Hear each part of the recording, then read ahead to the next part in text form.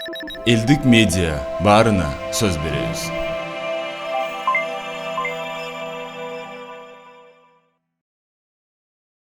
Мен айтарым, biz ошол кыргыз болгону ким менен сыймыктанабыз? Манас менен сыймыктанабыз, Чыңгыз Айтматов менен сыймыктанабыз. Манас эпосу ЮНЕСКОнун мурастар тизмесине кирген.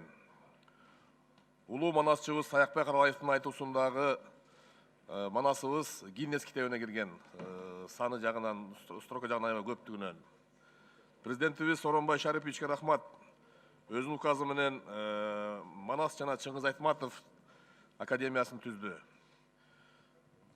Бул жалпы ушул Манас менен Чыңгыз Айтматовдун дүйнөлүк мааниге болгон көркөм гуманисттик мурасын сактоо жана жайылтуу деп указында белгилеп кеткен.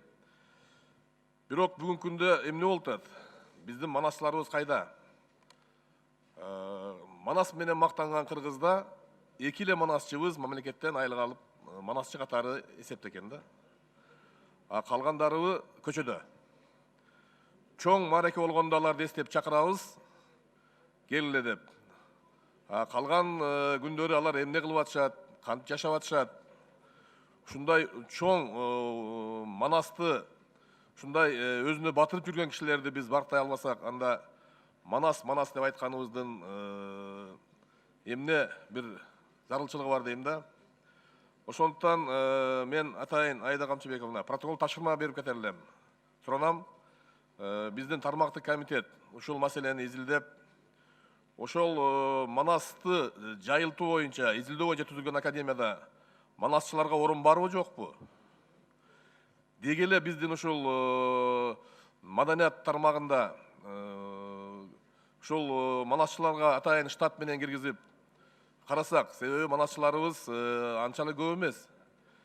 Мына коңшу Кытай мамлекетинде 70 манасчы мамлекеттен айлык алат экен.